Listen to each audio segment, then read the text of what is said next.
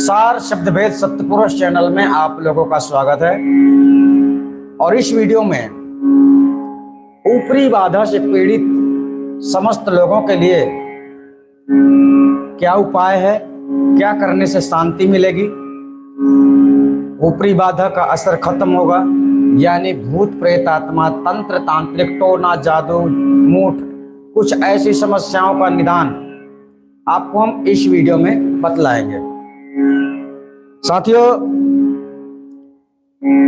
सबसे पहले आपको कुछ विशेष बातें जानना भी है, क्योंकि किसी भी चीज को पूरी तरह से खत्म करने के लिए, उसे जड़ से खत्म करने के लिए उसके जड़ का पता लगाना पड़ता है। तो अच्छा होगा कि इस वीडियो को आप पूरा देखेंगे, तभी आपको क्लियर समझ में आएगा। और हाँ, ऐसी बात नहीं है, इस संसार में हर मनुष्य दुखी है, हर किसी के पास कोई ना कोई कमी, कोई ना कोई समस्या बनी रहती है, लेकिन उस समस्या का कारण कहीं ऊपरी बाधा तो नहीं है, कहीं आपका कोई शत्रु तो नहीं है जो आपको बर्बाद करना चाहता है ना? कोई आपसे जलने वाला तो नहीं है जो आपको नष्ट करना चाहता है, जो आपको सदैव दुख में देखना चाहता है। ऐसा संसार में होता है। आप किसी के साथ कुछ भी गलत नहीं किए, लेकिन तुम अच्छा बन के रह रहे हो, वो भी गलत दुनिया वालों की नजरों में। तो इसलिए इस संसार में तंत्र, मंत्र और यंत्र, ये तीन प्रकार के कष्टदायक साधनाएं होती हैं। तंत्र, मंत्र और यंत्र, ये दुख सुख के कारण है। सुख उसके लिए होता है जो उसका पालन करता है, ठीक है? जैसे कि हम मंत्रों का प्रयोग कर रहे हैं तो हमें सुख होता है। जैसे कि आज हम आप लोगों को जो बतलाने वाले हैं वो हमारे काम का नहीं है, आप लोगों के काम का है। आपने तो कभी सपने में भी शायद भूत देखा भी नहीं होगा, लेकिन हम वो हैं जिन्होंने सामने से देखा है, प्रत्यक्ष रूप से देखा है। तो आप तो अभी देखे भी नहीं होंगे, केवल सुने होंगे, सपनों में देखा होगा, डर गए होंगे, है ना? और किसी ने आपके ऊपर जादू टोना मूठ ऐसी कुछ प्रक्रियाएं, तांत्रिक क्रियाएं अगर आपके ऊपर कर दी गई हैं, तो उससे बचने के लिए क्या उपाय है? उपाय तो हम बाद में आपको बतलाएंगे। सबसे पहले इसकी जड़ को समझते हैं। साथियों, बिना कारण कार्य नहीं होता है। आपको और ये सारा संसार जो है, कोई व्यक्ति देवी देवता भूत प्रेत इन लोगों को माने या ना माने, जैसे विज्ञान इन चीजों को नहीं मानता है, लेकिन नहीं मानने का मतलब ये तो नहीं है कि है ही नहीं, क्योंकि इंसान तो जन्म लेता है और मरता है। तो पहले ठीक से इस बात को समझ लो कि इस संसार में तुम खिलाड़ी नहीं हो, तुम इस संसार के खेल के पात्र हो। तुम खिलाड़ी नहीं हो, खिलाड़ी वो है जो इस जगत को चला रहा है, जो आपको इशारों में नचा रहा है। खिलाड़ी वो है।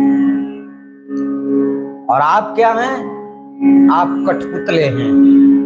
वो जिधर ले जाता है आप उधर जाते हैं। अब आपको लगता होगा कि वो है कौन? वो है आपका मन। मन इस शरीर का राजा है और आत्मा इस राजा का भी परपाजा है, मतलब बाप का दादा है आत्मा। तो हमारा मन हमें कोई भी कार्य करने को मजबूर करता है। मन के नीचे लगी होती हैं इंद्रियां, फिर 5 तत्वों में उलझी हुई 25 प्रकृतियां। जैसे कि आपको ठंडी लगती है तो गर्म गर्मी की जरूरत होती है, गर्मी ज्यादा लगती है तो ठंडी की जरूरत होती है, भूख लगती है, खाना खाने की जरूरत होती है ना। इस प्रकार से मन इन सबके पीछे दौड़ता है, क्योंकि वो राजा है। राजा क्या चाहता है? सबकी खुशी। लेकिन एक बात याद रखना, राजा कभी खुश नहीं रह पाता है। क्यों? क्योंकि राजा के नीचे प्रजा है और सब प्रजा की अलग अलग मांगे हैं। जैसे आप वर्तमान में प्रैक्टिकल रूप में देखिए कि चलिए भारत में प्रधानमंत्री मोदी है, तो क्या जो पब्लिक कह देती है क्या मोदी तत्काल कर ही देता है? तत्काल तो क्या, कोई कोई ऐसी मांगे हो जाती है जो कभी पूरी नहीं होती। जैसे अभी चल ही रहा था, एक राजा के अपने शरीर को समझो, हम आपको प्रैक्टिकल रूप से समझाने का प्रयास करेंगे। अगर जड़ से उसे खत्म करना चाहते हो तो, और ये जरूरी नहीं है, इसके कई लक्षण होते हैं, ऊपरी बाधा के कई लक्षण होते हैं, उसके बारे में भी हम विशेष बातें बतलाएंगे, पर थोड़ा सा आप समझ लो, ठीक है? और समझ जाओगे तो जड़ से खत्म हो जाएगा। क्योंकि वैसे तो हम आपको यहीं से बैठे बैठे झाड़ा लगा देंगे, आप थोड़ी समय के लिए ठीक हो जाएंगे, लेकिन फिर सामने वाला तुम्हारे ऊपर तांत्रिक क्रिया करेगा, तुम फिर से उसी प्रगति में चलने लगोगे, मतलब वही तकलीफ फिर से तुम्हें होने लगेगी। तो अगर जड़ से खत्म करना है तो इन बातों को समझना होगा, ठीक? मतलब हमारे कहने का है कि राजा कभी खुश नहीं रहता, और वो राजा मोदी नहीं है, वो राजा तुम हो। तुम किसके राजा हो? तुम्हारा मन किसका राजा है? इस शरीर का। तो इस शरीर की सुरक्षा के लिए आप नाना प्रकार के जतन करते हैं, परंतु जब दो लोगों में लड़ाई होती है तो कहीं कहीं पर अहंकार में लड़ाई होती है, कहीं अज्ञानता में लड़ाई होती है, कहीं ईर्ष्या में लड़ाई होती है, कहीं लोभ लालच में लड़ाई होती है। लड़ाई के भी कई विशेष कारण होते हैं। ये लड़ाई अपने ही अंदर चल रही है, ठीक है, बाहर की नहीं चल रही है। आपको समझना है, खुद को समझना है, और खुद को समझने के बाद आपका रास्ता थोड़ा सा बदल देना है। रास्ता कैसे बदलना है? अब आपको थोड़ा सा सत्संग की दुनिया में चलना पड़ेगा, क्योंकि अगर आप सत्संग से जुड़े हुए होते हैं तो ऐसी समस्याएं आप लोगों के पास बहुत कम होती हैं। लेकिन जो सत्संगों से नहीं जुड़े होते हैं, ऐसे लोगों को लोग नास्तिक कहते हैं, यानी जो भगवान को नहीं मानते, ईश्वर को नहीं मानते, परमात्मा को नहीं मानते, तो ऐसे लोगों को पूर्ण रूप से नास्तिक कहा जाता है। हालांकि नास्तिक तो पूरा संसार है, यानी नाशवान है ना। इसमें आस्तिक केवल आत्मा होती है जो सर्वत्र है, सब शरीरों में व्याप्त है, और उसका विनाश भी मुमकिन नहीं है। तो इस प्रकार से आत्मा तो कभी मरती नहीं है, परंतु हमारी आत्मा के इस शरीर में आत्मा रहने के कारण ही आत्मा को ठीक से समझने का प्रयास करो। आत्मा अविनाशी है, यह सत्य है, क्योंकि हम उसे जानते हैं, केवल बातें नहीं कर रहे, जानते हैं इसलिए कह रहे। वह अविनाशी है, उससे कोई मार नहीं सकता, अग्नि जला नहीं सकती, पवन उड़ा नहीं सकता, धरती उस पर अपना वजन दबाव दे नहीं सकता। यानी अगर आत्मा को कोई पीड़ा है तो इस शरीर में रहने के कारण होती है। और इस शरीर का राजा कौन है? मन। और मन कभी खुश नहीं रहता। इस बात को ध्यान में रखते हुए आगे बढ़ना, ठीक है? चलिए, ये सब चीजें आप थोड़ी से समझ लिए होंगे। अब हम आगे चलते हैं इनके लक्षण के विषय में। साथियों, अगर आपके घर से कोई किसी व्यक्ति को जलन है या तकलीफ है तो आपके ऊपर उच्चाटन क्रिया का कार्य किया जा सकता है।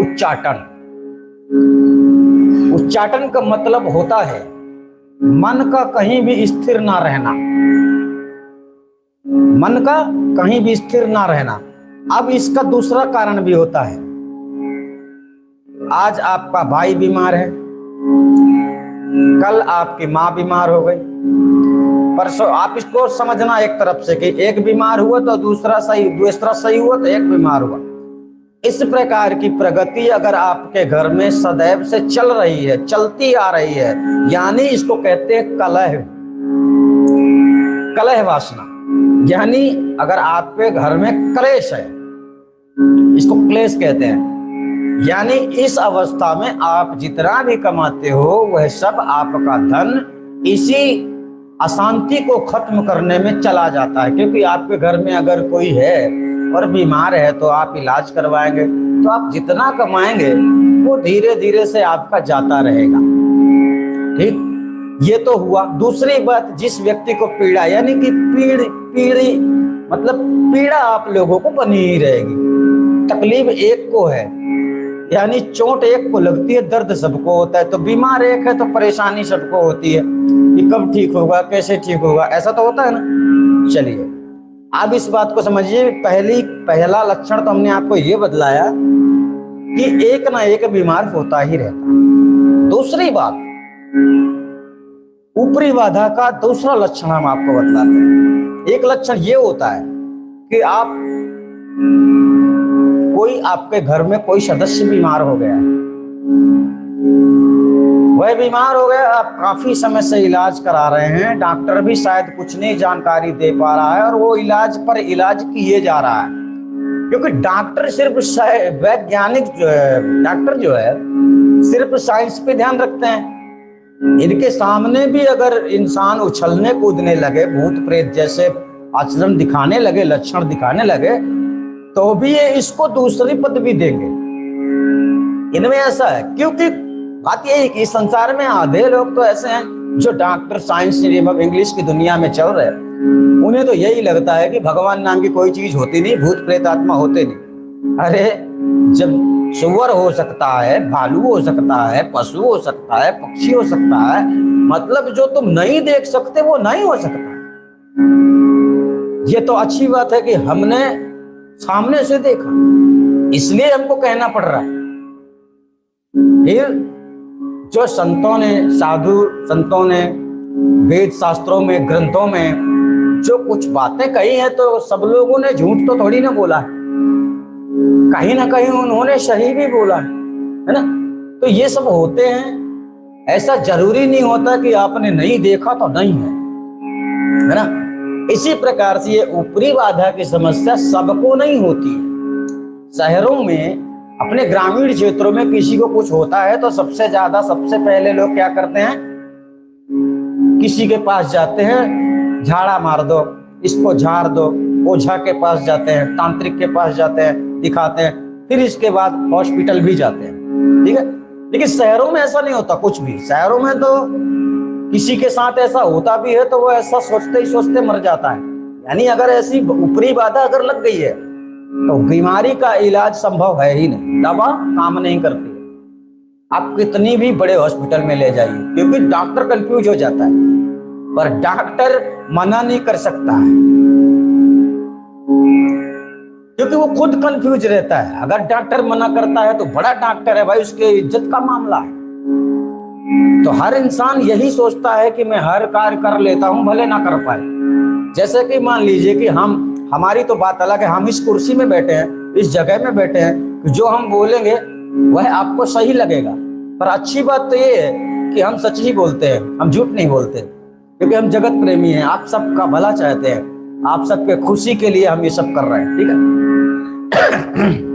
हम यानी इस दुनिया में जैसा बहुत सारे लोगों ने पांडाल बना के रखे हुए हैं, मंच बना के रखे हुए हैं, लोग उनके पास समस्याओं का निदान करने के लिए जाते हैं। आपको कहीं नहीं जाना पड़ेगा। अगर ऐसी कोई समस्या है तो यहीं से सब कुछ होगा। अब हम आपको बतलाते हैं, हम थोड़ा आपको समझाना चाहते हैं। जो साधु संतों की बातें आप मान लीजिए तो जरा अच्छा होगा। बुरा जो देखन मैं चला, बुरा न मिला कोई, जो दिल खोजूं आपनो मुझसे बुरा न कोई। साथियों, आप अपने आप को इस तरह से बदलो, इस संसार में मेरा कोई शत्रु है, इस बात को दिमाग से निकाल दोगे तो आपकी आधी बीमारी खत्म हो जाएगी, आधी बीमारी। क्योंकि दिमाग के टेंशन से इंसान कमजोर हो जाता है।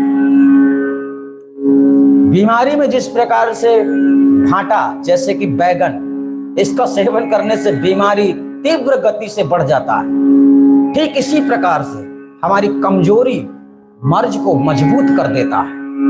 तो आपको ताकत की जरूरत है। अगर शरीर में ताकत है तो आपके अंदर फुर्ती है, आप दौड़ सकते हैं, भाग सकते हैं। और अगर आपके पास ताकत नहीं है, फुर्ती नहीं है, तो आपको छोटा बच्चा भी पकड़कर घसीट सकता है, आप उसका कुछ नहीं कर सकते। तो सबसे पहले अपनी ताकत को एकत्रित करो।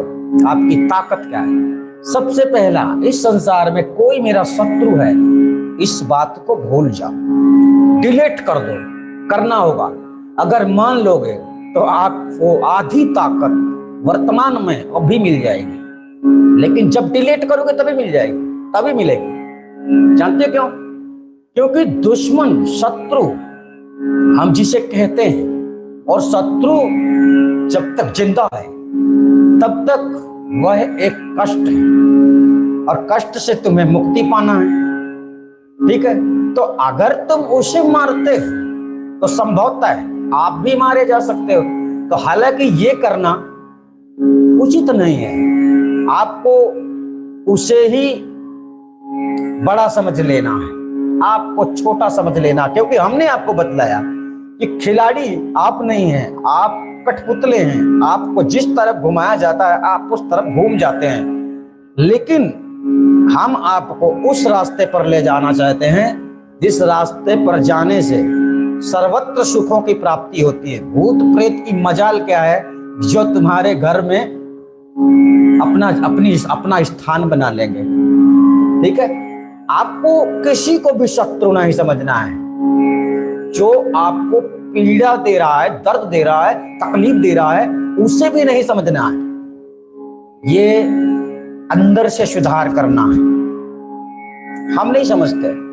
हमको भी कई लोग बोले तो जैसे कि पूरी दुनिया में वीडियो जा रहे, तो बहुत सारे लोग, हम बहुत लोगों को सही जानकारी जब देते हैं तो कुछ लोगों को लगता है कि हमारे गुरु के बारे में ऐसा बोल दिए, हमारे गुरु के बारे में, तो ऐसे उनके चमचे जो हैं वो हमको, कुछ लोग तो डायरेक्ट फोन लगाकर गालियां ही देना शुरू कर देते हैं। तो हमको उस बात का अहंकार नहीं होता है। हम इस बात को समझकर भूल जाते हैं कि सामने वाले को पता नहीं है सच क्या है। तो जो सामने वाले को पता ही नहीं है तो वो तो कुछ भी बोलेगा। यानी दुनिया हो गई बाबरी, पाथर पूजन जाए, वह चकिया को कोई न पूजे, जाको आटा खाए। यहाँ पर कबीर साहब ने बहुत अच्छी बात कही। दुनिया हो गई बाबरी। बाबरी का मतलब कहते हैं पागल। आप सब लोग पागल हैं अगर भक्ति कर रहे हैं और भक्ति के लिए सही गुरु नहीं बनाया, सही भक्ति का लक्ष्य नहीं जाना। भक्ति क्यों की जाती है, किस लिए की जाती है? भक्ति अगर तुम वास्तव में प्राप्त कर लोगे ना, तो तुम्हारे घर में या कि तुम्हारे साथ ऊपरी बाधा की समस्या हमेशा के लिए खत्म होगी। ऐसा अगर आप चाहते हो तो आदि अनादि मुक्ति पंथ में जुड़ सकते हो। लेकिन हाँ, आपका लक्ष्य जुड़ने वाला ये नहीं होना चाहिए कि मैं ठीक होने के लिए जुड़ रहा हूं, मेरे ऊपर ऊपरी बाधा, मेरे घर में ऐसी समस्या है इसलिए मैं जुड़ रहा हूं। नहीं, ये तो सब नीचे वाली क्रियाएं हैं। ये तो ऑटोमेटिक ही होंगे जब आप परमात्मा को अपने आप को समर्पण कर देंगे। आप बहुत धन कमाते हैं, बहुत इज्जत कमाते हैं, बहुत बड़े कलाकार हैं, ये सब मायने नहीं रखता। अगर हमारे शरीर को शांति नहीं है, हमारी आत्मा को शांति नहीं है, तो ये सब कुछ मायने नहीं रखते। हमारे बहुत मित्र हैं, हमारी बहुत बड़ी पहचान है, तो ये सब काफी नहीं होता है। ठीक है? तो सबसे पहली बात है, बुरा जो देखन में चला। आपको बुराई संसार में नहीं ढूंढनी है, खुद में ढूंढनी है कि मुझ में क्या बुराई है। कहने का हमारा साफ तात्पर्य ये होता है, अगर तुमने किसी के बारे में बुरा सोचा है तो तुम्हारे साथ बुरा हो सकता है। ये बीमारियां आती कहां से हैं बताइए? आप ही को क्यों, हमको क्यों नहीं होती हैं बीमारियां? चलिए, हम भी हॉस्पिटल गए लेकिन बीमारी के लिए नहीं गए। कई बार हमारा एक्सीडेंट हुआ, मोटरसाइकिल से हम गिरे, फ्रैक्चर हुआ, इसलिए गए। लेकिन कभी वैसे कि मतलब हमको कोई विशेष बीमारी हो, 2-4-6 दिन हॉस्पिटल में रह गए हम, ऐसी कभी बीमारी हमको आई नहीं। क्यों? क्योंकि हम आत्मा से कभी भी किसी के बारे में बुरा नहीं सोचते। कोई वो हमारे लिए गलत कर ही दिया है, फिर हम अपना रास्ता बदल लेते हैं कि ये रास्ता से नहीं, इस रास्ते से चलते हैं।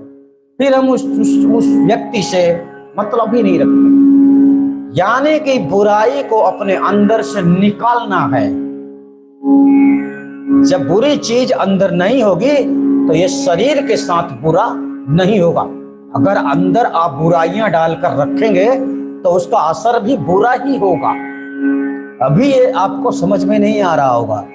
अदले बदले लेखी लेखा, समझ जान सुन ज्ञान विवेका। इस शब्द का अर्थ होता है, इस संसार में आज आपने किसी को मारा है तो वह आपको मारने का परिपूर्ण रूप से प्रयास करेगा, लेकिन शायद अगर हमारी बात समझ में आ जाए तो उसे क्षमा कर देने में ही आपको आपकी भलाई है। यानी कि जब सुख दोगे किसी को तभी तो तुम्हें सुख मिलेगा, है ना, और दुख दोगे तो दुख ही मिलेगा ना। तो हमारी अंतर आत्मा में किसी को दुख देकर शांति मिलने वाली क्रिया को नष्ट कर दो। अगर आप सोचते हैं कि वो मर जाए तब तुम्हारे आत्मा को शांति मिलेगी, तो ये तुम्हारे लिए गलत मार्ग है। इससे तुम्हें सुख नहीं मिलेगा, सच्चा सुख नहीं मिलेगा। देखो, मरना तो सबको है, तुमको भी है, फिर उसके मरने में तुम्हें खुशी किस बात की है?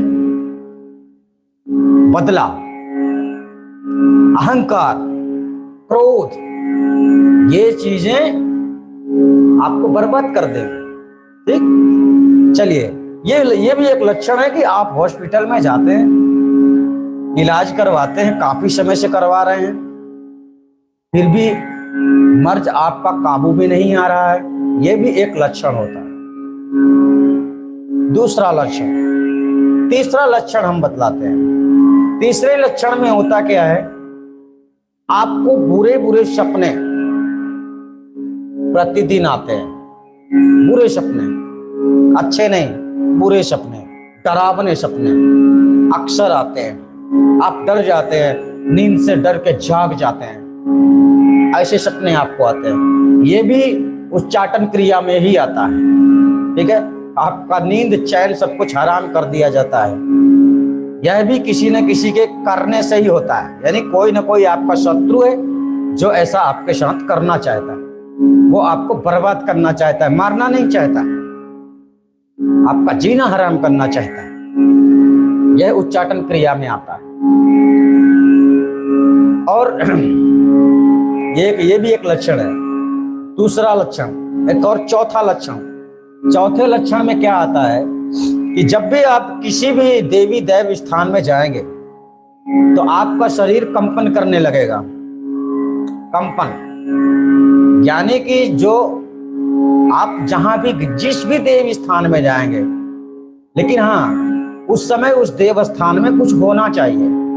ऐसे ही नहीं कि आप अकेले चले जाएं, कुछ ना कुछ होना चाहिए, पब्लिक होना चाहिए और वहां पर भीड़ होनी चाहिए, अग्नि जलनी चाहिए, दीपक जलना चाहिए, पूजा पाठ होना चाहिए। कुछ ऐसे स्थान में जाने पर आपका शरीर कंपन करने लगेगा। अगर आपको ऐसा है तो जिसको भी ऐसा है, चेकिंग करने के कई क्रियाएं होती हैं, लेकिन चेक करने के लिए हम आपको नहीं बतला पाएंगे, क्योंकि उस समय अगर आपने चेक किया और फिर आप संभाल नहीं पाए तो गड़बड़ हो जाएगा। इसलिए अभी हम आपको उसका उपाय भी बताएंगे, निवारण भी बताएंगे कैसे होगा। ये चीजें आपको चेक कर लेनी है। ठीक है, ये इनके विशेष लक्षण होते हैं 4 प्रकार के। ठीक, पहला लक्षण हमने आपको बतलाया है 1, 2, 3, 4। यानी दूसरे में आप हॉस्पिटल में आप कितना भी इलाज करवाते हैं, आप ठीक नहीं होते। पहला नंबर था एक के बाद एक, एक के बाद एक, एक के बाद एक। अगर घर में लगातार किसी न किसी को प्रॉब्लम होती ही रहती है तो मतलब समस्या गंभीर है, वही चीज चल रही है। और तीसरी बात हमने बतलाई है कि आपको अगर सपने में डरावने सपने आ रहे हैं, गलत चीजें दिखाई दे रही हैं, डर लग रहा है, ये भी है।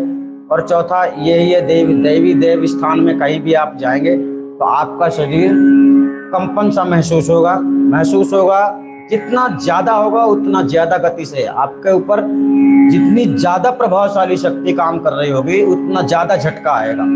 अगर नॉर्मल है तो नॉर्मल झटका आएगा, और अगर ज्यादा बड़ी प्रभावशाली शक्ति है तो ज्यादा झटका आएगा। ठीक है, तो अब इन बातों को तो आपने समझ लिया। अब चलिए इसका उपाय क्या है।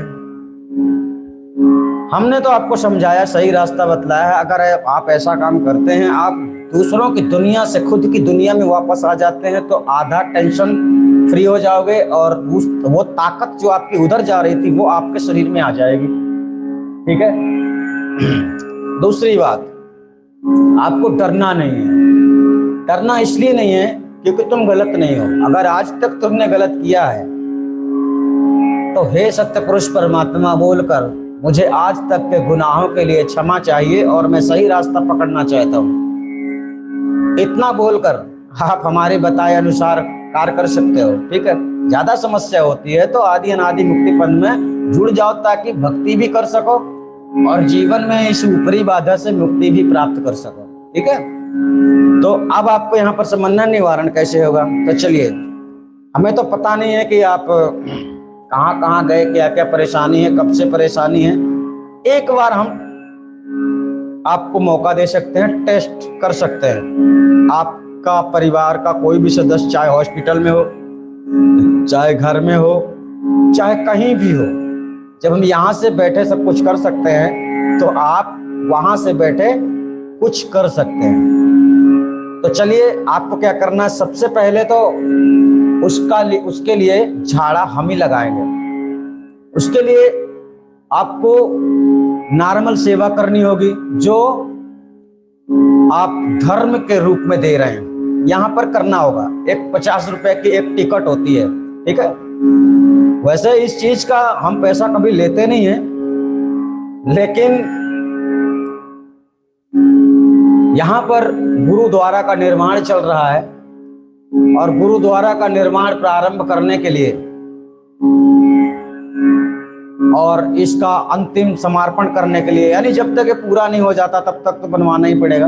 तो गुरु के चरणों में सेवा करने के लिए आपको 50 रुपए की एक टिकट लेनी पड़ती है। आपको एक टोकन मिलता है, एक टोकन मिलेगा जिसमें नंबर रहेगा 1 2 3 4। आपको बताया जाएगा, आपका नाम लिखा जाएगा, और मतलब जिसको समस्या है उसका नाम लिखना है और उसके माता पिता का नाम, समस्या किस प्रकार से है ये भी लिखना है। और आपको 15 मिनट में, सामने वाला व्यक्ति जिसे भी समस्या है, 15 मिनट में अगर आराम हो रहा है तो आपको समझना है कि ऊपरी बाधा की समस्या है। ठीक है। चाहे वो हॉस्पिटल में हो, चाहे घर में हो, चाहे कहीं भी हो, सिर्फ 15 मिनट में। मान लीजिए कि आपको कैसी भी समस्या, आप समझ लीजिए। ठीक है। ये तो हमने आपको चेकिंग करने वाले लक्षण बतलाए थे, यहाँ पर समाधान का विशेष बतला रहा है, क्योंकि मंत्र चलाना आप लोगों का कार्य नहीं है, क्योंकि हमारा जो मंत्र है वो किताबों का नहीं है, यह हमारा पर्सनल मंत्र है जो हमारे लिए है। ठीक है। ये मंत्र हम हर किसी को दे नहीं सकते। जो आदि अनादि मुक्तिपन में जुड़ जाता है उसको हम ये मंत्र देते हैं, और हमारा ऐसा ही मंत्र है। हमारा मंत्र देवी देवता भगवान का नहीं है, वह महाचेतन सत्यपुरुष परमात्मा का मंत्र है। इसलिए यह मंत्र इतना प्रभावशाली है कि आपको 15 मिनट के अंदर ही शांति देगा, क्योंकि 2 मिनट तो आपको विचार करते ही लग जाएगा, समझते लग जाएगा, फिर उसका असर धीरे धीरे आपके अंदर समावेश हो जाएगा और उसका प्रभाव कर जाएगा। तो हम आपको 2 बार 2 स्टेज में काम करेंगे। एक तो वो होता है जो हम पहली बार करेंगे, और दूसरा 24 घंटे के बाद। ठीक। ये 2 बार हम आप लोगों की जांच कर सकते हैं। अगर इसमें आपको आराम मिलता है तो आपको हमारे नियम को फॉलो करना है। अगर आप नियम फॉलो नहीं करते हैं तो आपके ऊपर फिर से ऊपरी बाधा अटैक कर सकती है। इसलिए अभी तक जो आपने किया, जो भी गलती आपसे हुई है, तो आप तौबा करें, परमात्मा से क्षमा याचना करें कि हम आगे से ऐसा नहीं करेंगे, हम अपने कार्य में ध्यान देंगे। और सही बात तो यह है कि अगर सच्चा गुरु आपको मिल जाता है तो जीने का एक सही तरीका बतला देता है कि किस प्रकार से जीना है, तो आप सुखमय जीवन व्यतीत कर सकते हैं। हमारे आदि अनादि मुक्ति पंथ में ऐसे बहुत सारे लोग जुड़े हैं जिनके अंदर ऐसी समस्या थी लेकिन वर्तमान में नहीं है। ठीक है, तो इस प्रकार से आप लोगों को भी समाधान का एक विशेष रास्ता मिला है। आप चाहें हम कर सकते हैं, लेकिन क्या है, ये जो 50 रुपए की टिकट है, यह टिकट आप लोगों को टोकन के लिए मिलती है। यह सेवा होती है आपकी, ये कोई ज्यादा नहीं है। वैसे तो आप तांत्रिकों के पास जाते हैं तो कोई 5,000 लेता है, कोई 10,000 लेता है। यहाँ बात पैसे की नहीं है, बात ये है कि हम आपके लिए कुछ कर रहे हैं तो आप हमारे लिए भी कुछ करो। मकसद केवल इतना है, यानी फ्री में ना आप किसी की नौकरी करते हैं, ना कोई आपको फ्री में पैसा देता है। ठीक इसी प्रकार हम आपको जो समय दे रहे हैं, जो आपके लिए समय देंगे, बात करेंगे, समझेंगे, समझाएंगे, फिर झाड़ा लगाएंगे, थोड़ा समय हमको लगेगा ना, इसके लिए हम जो आपके लिए कर रहे हैं आप हमको उसकी मजदूरी समझ कर देंगे। ठीक है, ये है बात, पैसों की नहीं है। हमने आज तक जिसको भी झाड़ा लगाया है किसी से पैसे नहीं मांगे, लेकिन यहाँ पर हम इसलिए सबको बतला रहे हैं ताकि शायद आप लोग भी ऊपरी बाधा के शिकार हों, तो आप लोगों को भी ये फायदा होना चाहिए। क्योंकि इस संसार में हम आपको इस प्रकार का रास्ता बतला रहे हैं कि आपके ऊपर कोई अटैक कर ही नहीं सकता। तो कितना भी बड़ा शत्रु हो तुम्हारा, कितना भी बड़ा गुनी हो, क्योंकि आपके ऊपर जब आप हमारे बताए अनुसार चलने लगेंगे ना, तब वो आपके ऊपर जो भी अटैक करेगा ना, वो शक्ति आप तक आएगी जरूर, लेकिन आपसे दूर ही रहकर वो लौट जाएगी, क्योंकि वह आपको छूने लायक बचेगी नहीं। क्योंकि जब तुम शुद्ध हो जाओगे, अच्छे हो जाओगे, जब बुराई के लिए, जैसे कि 10 अच्छे लोग बैठे हों, एक बुरा आदमी पहुंच जाए तो 10 अच्छे लोग बुरे आदमी को ज्यादा बोलेंगे, लेकिन 10 बुरे आदमी हो, एक आदमी अच्छा पहुंच जाए तो एक आदमी को परेशान कर देते हैं 10 बुरे लोग। तो यहाँ पर आपको समझना है, आपके अंदर अच्छाइयां होनी चाहिए, तब आप अच्छे रहोगे। मन अच्छा, तन अच्छा, है ना। मतलब कुछ ऐसी बातें हैं जिनका त्याग तो तुम्हें करना ही हो, और आपको आपकी सहायता के लिए हम तत्पर हैं। यानी ऐसा नहीं है कि किसी भी समय फोन कर देना, आपको पहले समझना होगा कि आधी रात को हमें फोन नहीं करना। दिन में 8 बजे 9 बजे से लेकर आप रात के 10 बजे तक हमसे फोन कर सकते हैं, जानकारी दे सकते हैं। तो आपको ध्यान रखना है कि जो नंबर हमने दिए हैं उस नंबर में आप लोगों की सेवा भी आ सकती है। आप अपना अभी नाम लिखा सकते हैं और अपना टोकन ले सकते हैं। आपका नंबर क्या है, उस टोकन के हिसाब से आपका काम किया जाएगा। 2 बार आपके साथ काम होगा। टिकट एक ही होगी, 50 रुपए की एक व्यक्ति का। ठीक है, तो आप लोगों को नाम लिखाना, आप जिसकी समस्या है, और उसके माता पिता का नाम। 2 बार झाड़ा लगाया जाएगा, सामने से हम झाड़ा लगाएंगे। आप चाहे तो वीडियो कॉल से झाड़ा लगवा सकते हैं या फिर डायरेक्ट फोन से भी झाड़ा लगवा सकते हैं। वो हमारा काम है कि हमें कैसे करना है। हमारी कोशिश है कि आप सब लोग सुखमय हों, परंतु बात यही है कि अगर आप सुखी रहना चाहते हैं तो दूसरों के दुख के बारे में ना सोचे कि सामने वाला दुखी रहे। ठीक है,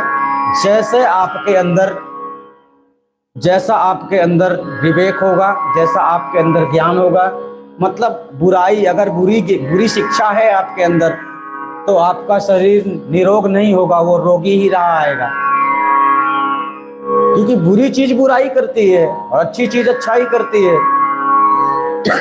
तो आपके शरीर में अच्छी चीजें होनी चाहिए। हमने आपको पहले ही बता दिया, बुरा जो देखा मैं चला, बुरा न मिले आपको, है ना। आप दूसरों के बारे में गलत सोचना बंद कर दीजिए, करना भी बंद कर दीजिए। आप अपने अच्छे के बारे में सोचिए और अच्छा करिए, तभी होगा। ठीक है, तो आप समझ गए होंगे। हम आपसे फिर मिलेंगे, तब तक के लिए धन्यवाद। आप सभी अपना ख्याल रखना। नमस्कार।